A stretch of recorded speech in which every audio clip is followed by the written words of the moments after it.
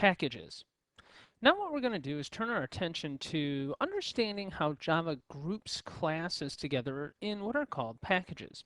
Believe it or not, we've been really working with them for a while now. It's almost impossible to do anything in Java without using a package. So the first thing I want to start doing is understanding just what a package is all about. And then I want to start taking a look at how I can create my own package, and then what are we actually doing when we're importing packages? So let's go ahead and kind of revisit about what packages are all about and some of the packages that we've been using with the Java language. The entire Java API is organized into packages. Let me go ahead and open up my Java documentation, and let's just kind of review some of the main packages that we've been using for a while now. The most fundamental package is called java.lang. So I'm going to go into my Java and API language, and then we're going to go into Java 2 platform specification. All right. And here we can see we're at the main page, right? The index.html. Up in the top right, or top left corner, that is, you can see we have all classes, and then we have packages, java.applet, java.awt, java.awt.color, and then we've got down here java.lang. Over here in the main frame here, we can see we have a nice little explanation of what those packages are. And again, the most important package is java.lang. That is where all of the fundamental, the core design, the core classes used to write Java applications exist. And see if you remember what the main class is that every class in Java inherits from is java.lang.object. And java.lang.object is a class that is found in the java.lang package. Okay. Yes, some people might be seeing that there's actually a package class too, java.lang.package. You're absolutely right. So we've been using these for a while now. So what I want to do is let's see the benefit of using packages by using some classes without specifying the package, and let's see what we get. Okay, let's get a little bit of practice utilizing packages. To start, let's kind of revisit with an old class that we've been using for a while now. And let's write an application that does some configuring and testing of the date class in order just to print out the current date to the standard output, the command prompt. So I'm going to create a class, public class, and I'm going to call it date test. And let me go ahead and save that as date test.java. So C Java packages, and we'll call that date test.java. All right, now let's go ahead and put in our famous main method, public static, void main, string. If you recall, string is an array, or args rather, is an array of strings. And I'm going to say date today equals a new date system.out.println today.toString. Nothing too complicated going on here. But is there? Let's see. I'm going to save that, and let's jump out into the command prompt, and we'll go into my Java packages directory. And in there we'll see I've got a date test.java. I'm going to compile it, javac date test.java. Now we're going to get some errors. And you're going to see, in fact, that the compiler is complaining about that it has no clue about what a certain symbol is. Particularly, it doesn't know about the date class. It has no clue about it. It doesn't know where it is when we're going to instantiate it. You see here the little pointer is pointing to when we're declaring the data type today of type date. It goes, what is date? I don't know about that. And it's also complaining in a second place. Okay, so notice that it's complaining about the where we're specifying this data type. It's also complaining about the constructor. It can't find the location of the constructor. Now, by default, it looks in the current path or the current directory first. So there is no date.class file inside, or there isn't a class file that contains the date class inside of the current directory. So what do we do? Well, there's a couple of things that we can do. Let's hop out to the Java documentation and recall that the date class rather lives in a package called java.util. So I click on java.util, and then down here it'll bring up all the classes inside of java.util. And there it is. There's the date class. So the first thing that I can do to remedy this situation is I can fully qualify the class name in the declaration here by specifying the package.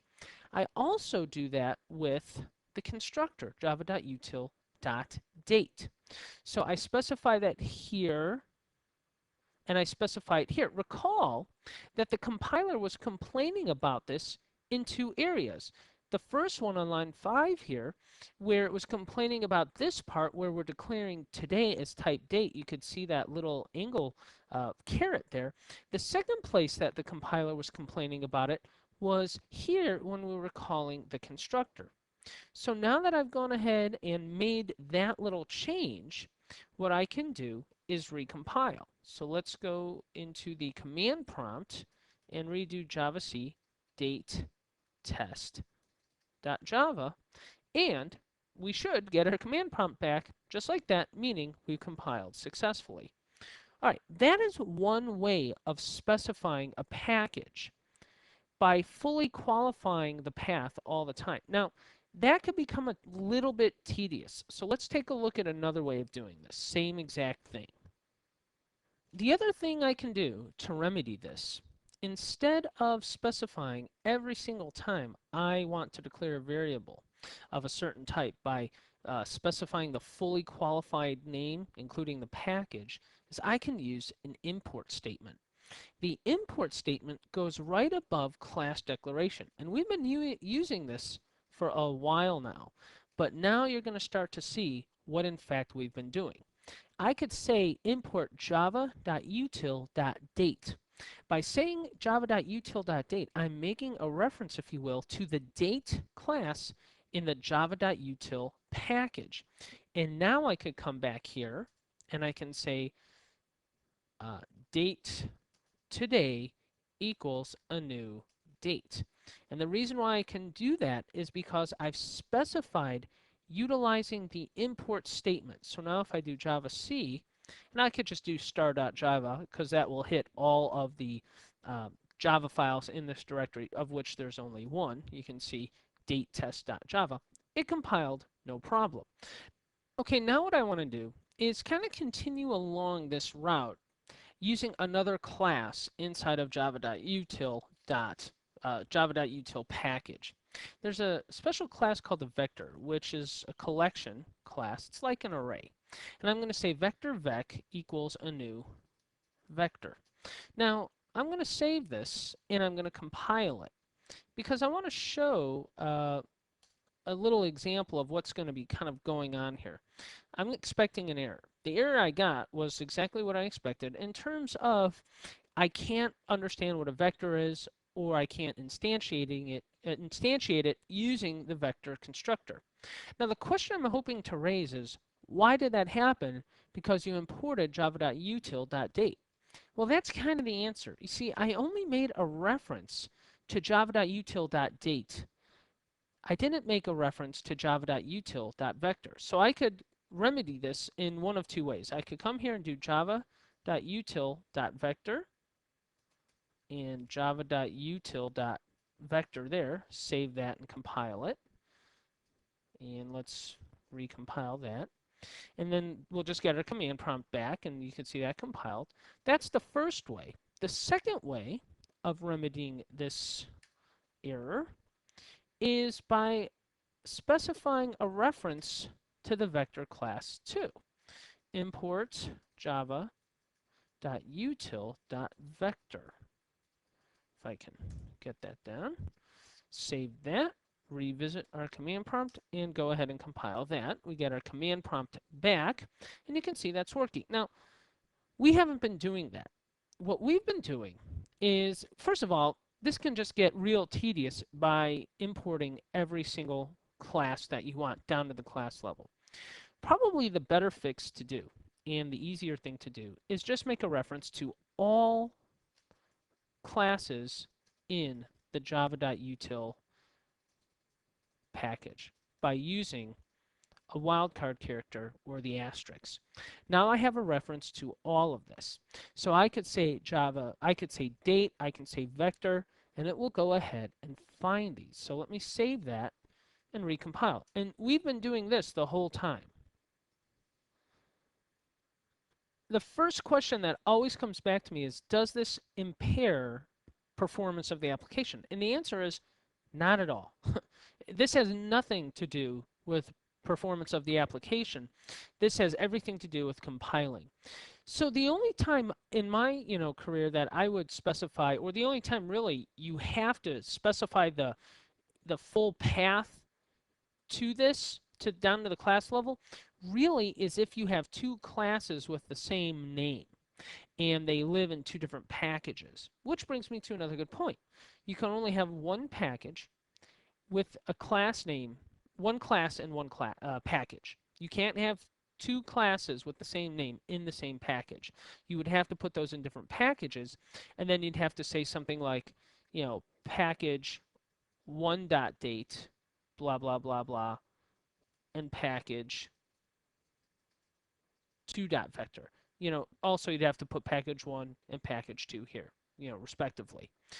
That is really the only time you'll have to fully qualify the location of a class down to the package level is if you're trying to handle conflicts in names.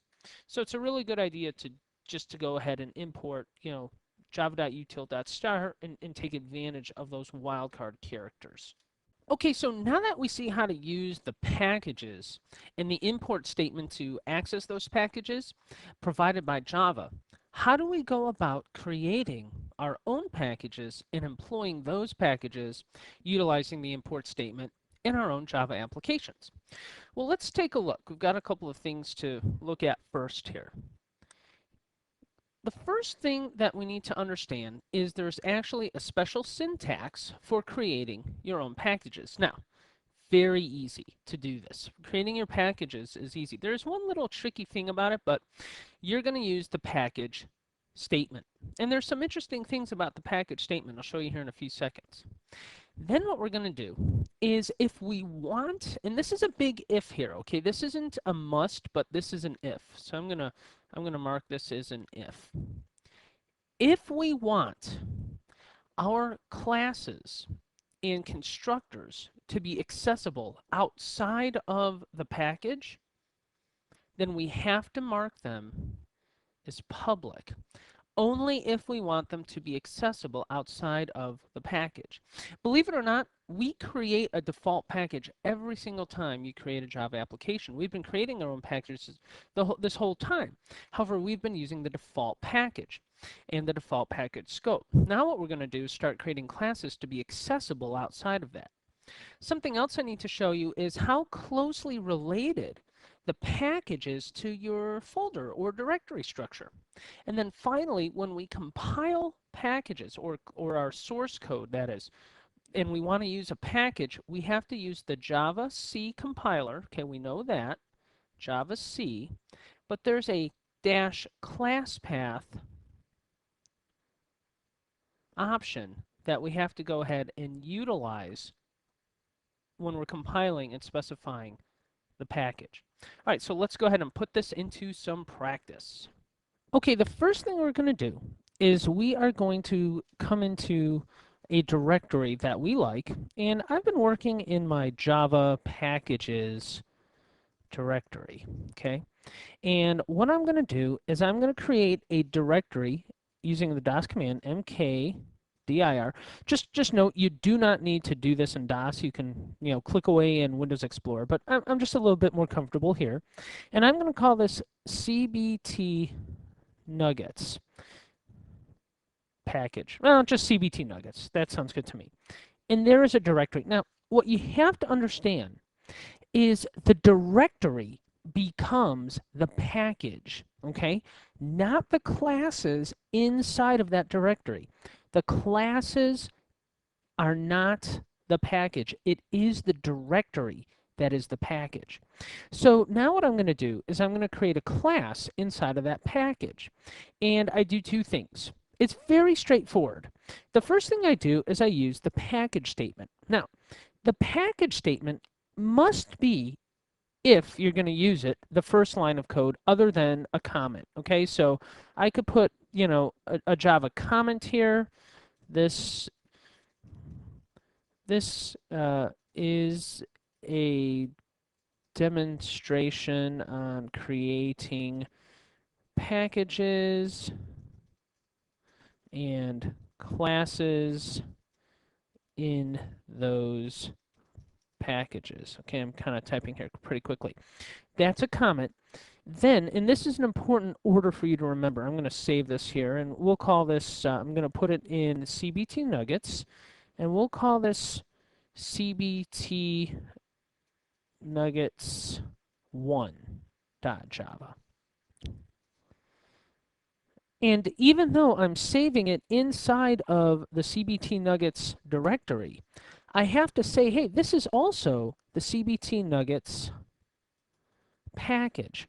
So here is the order. The first thing you have to do, the first statement, you could have as many comments as you want, but the first statement is that if you're going to have any imports and then class declaration, that is the order. If you're going to use all three, package, import, class. Otherwise, if you're just using two, you do import class, or if you're just using a class, you just say class. You can never mix this order up, okay? So if you are not using an import, which I'm not, so it goes package, then the class. Now, as I said earlier, if you want to be able to access this class outside of the package, you have to mark it as public. And I'm going to call this CBT nuggets 1. Okay, this is the class. I also need to make the constructor public. So CBT nuggets 1. All right, and we'll do this fairly simple. I'll do a system.out.println. You created a new CBT nuggets 1 class. Pretty straightforward. Now what I'm going to do is we're going to compile that. And to compile this, let me go into the CBT nuggets directory. I have to use a special command switch to the Java C, and it's class path. And what I do is I direct where it is going, the name of the path to the package. The package is the directory.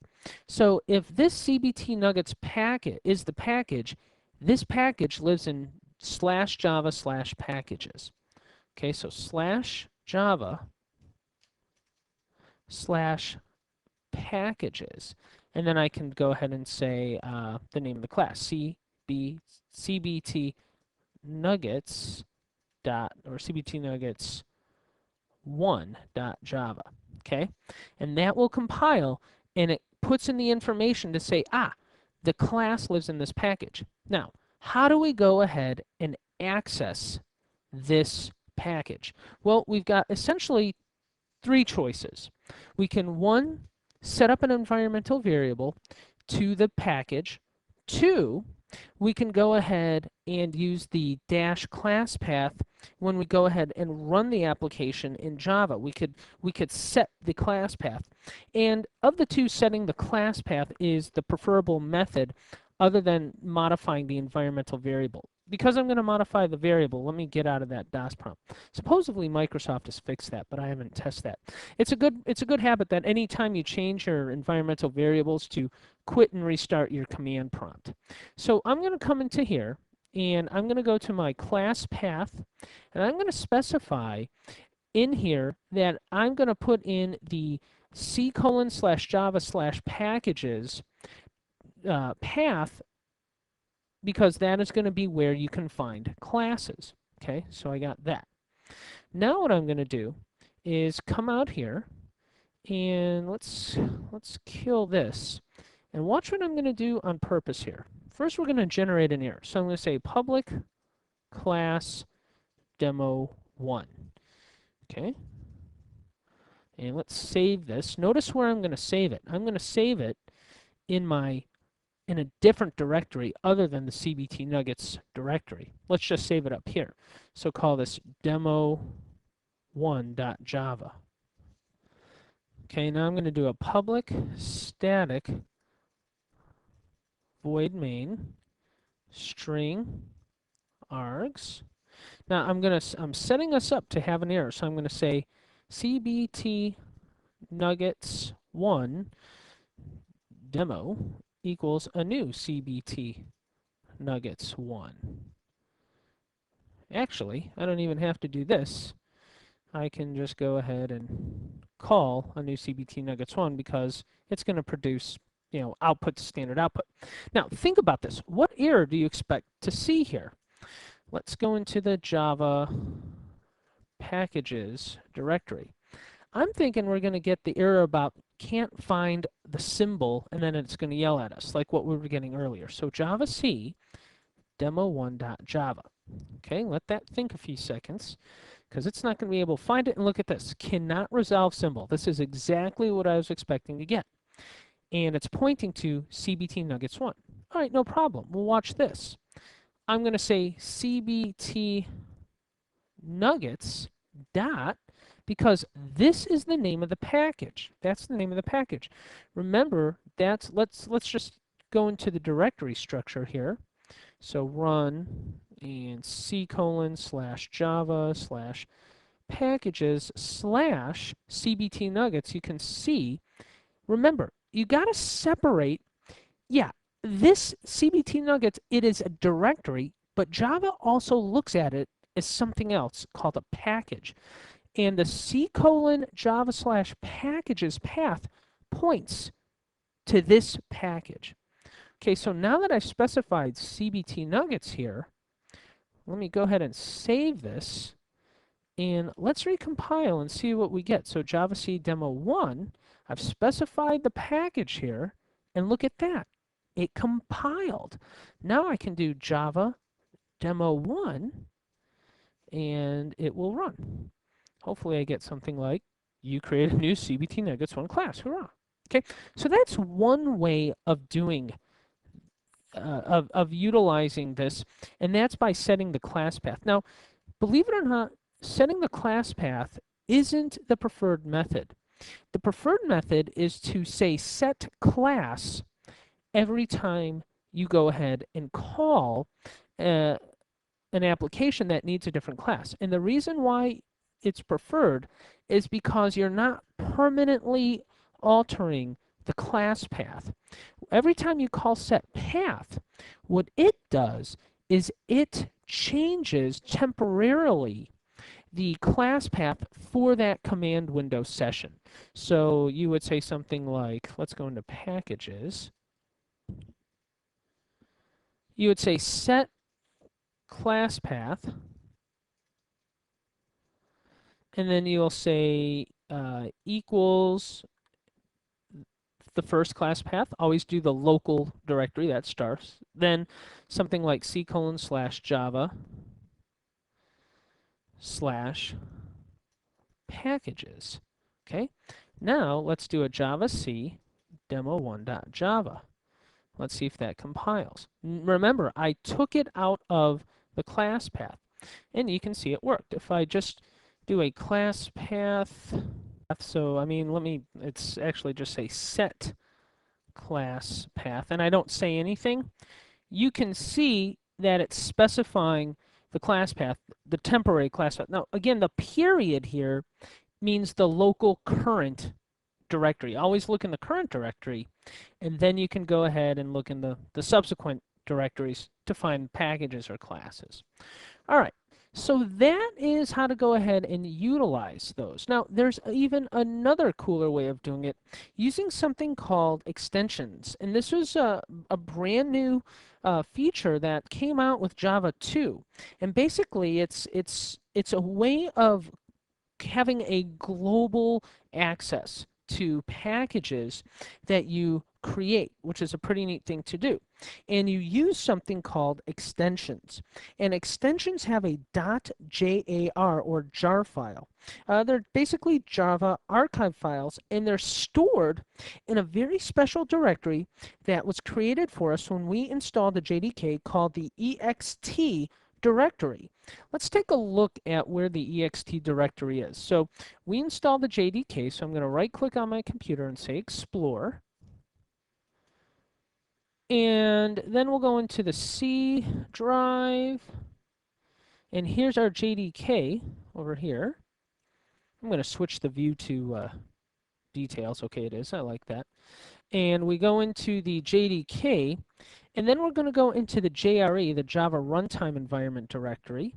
And once we're in there, we're going to go into the bin directory. I know this is actually buried pretty deep. But here we go. It's in the bin ex, or actually we're going to go into the the library directory, and then we go into the ext directory. And these are available to us. Now, what's pretty cool about this is that any classes and packages that we have in the format of the jar archive file that we put in this directory is automatically accessible when we compile or execute our Java programs. And the good thing about this is we do not need to specify the class path environmental variable or use the -class path command line option when we go ahead and compile or execute our Java applications. Now, when I go ahead and create my jar file for a particular package, I have to make sure that I put the .class files in the directory structure with the same package name. Okay, I just can't say .class to an archive file. So let's say I want to store my CBT nuggets package in the archive.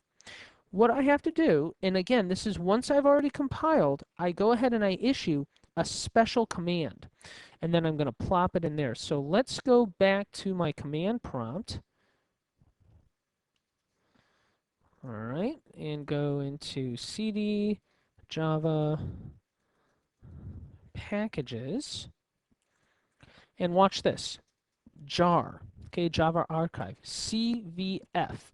Let me do a jar/question, and let's see. C creates the new archive. CV generates verbose output, basically it just tells us what it's doing. And then F, specify the archive file name. So jar CVF, and then we're going to create the jar file. So I'm going to call this CBT nuggets.jar. Okay, that is it. And then what am I specifying? I'm specifying CBT nuggets. These are the class files. Nuggets, there we go, /star.class. Now, we only have one in there, so it went ahead and created a manifest file, which is metadata about the jar file. And look at this. It said added CBT nuggets, CBT nuggets1.class. If I do a dir, okay, we can see that I've got CBT nuggets.jar. So let me go ahead and type start period here. And that will bring up Explorer for me. Here's my CBT nuggets.jar. I do a copy, then I'm going to go into here, and I do a paste. Okay, quit that, and then let's do a dir. Notice how, again, let me do a set class path. Notice that in here I have no reference at all to my CBT nuggets package. Okay, so let's see if this compiles. Javac demo1.java, and because it's in that extension, according to the literature, it should work. And guess what? It does. And this is a very cool little trick. So Java demo 1, and here in a few seconds I get you created a new CBT Nuggets 1 class. So that is creating jar files and using packages. In packages, we went over how to bundle up our own classes into something called packages. And we saw that a directory and a directory structure is tightly coupled with the packages that we create in Java. I showed you how to import packages using the import statement. I also showed you how to use the package statement to define that your class is within a certain package. Notice how the first thing, if you're going to use it, is package, then the second is import, and then the third one would be the class, if you're going to be using class. Then I showed you a cool trick using the jar command, jar CVF. Create the jar, verbose mode output, and then specify the file name. Okay, and then when you put that in, you create the jar file. The jar, it creates a .jar of your package, and you put that in the ext directory inside of the JDK, and that ext came with the JDK. It was created for you during the installation. So I hope you have found this informative, and I'd like to thank you for viewing.